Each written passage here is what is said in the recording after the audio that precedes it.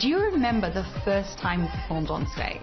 I don't know how I remember this, but when I was 4, I did a ballet recital and I was in the Nutcracker, and when I came off stage, I was crying.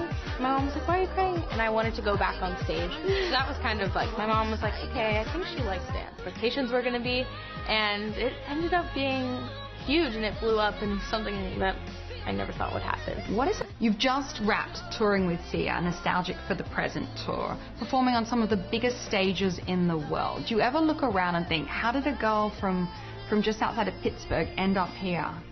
A lot of actually really like well-known people came to see our show, so it's just like so crazy to think that I went from just being a girl in Pittsburgh to now doing all of this, so it's really cool. Has she become a good friend of yours?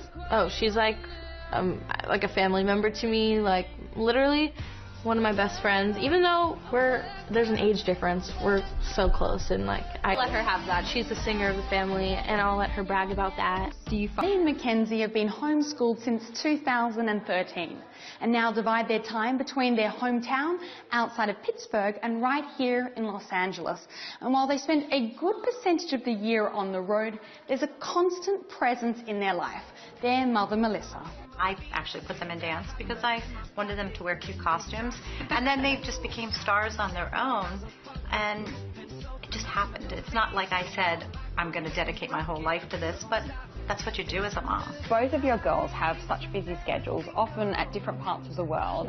How do you manage that? My husband just retired, which is great. So if I can't go with one girl, he can go, and we do swap. They're superstars, but they still want their mommy, you know? And it's funny because most of the time they sleep together. They have their own beds, but I always hear them do-do-do-do, and in the morning we never know where they're going to be. Oh, it's quite funny. That's so nice. And sometimes they're in our room too. But I'm fine with that.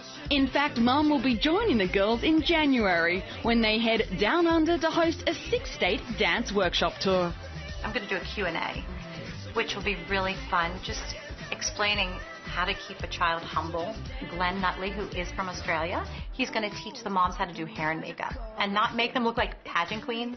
Now, I know in January you two plus Mum are heading down under. We're having Marco Panzik teach a master class, and a bunch of kids will learn it, and then we'll go in and we'll pick some of our favorite dancers, and then we'll be performing solos for them, and we'll be taking pictures and meeting the fans. So it'll be super fun. We're so excited to meet everyone. Every time when people ask us what our favorite place is, we always say Australia.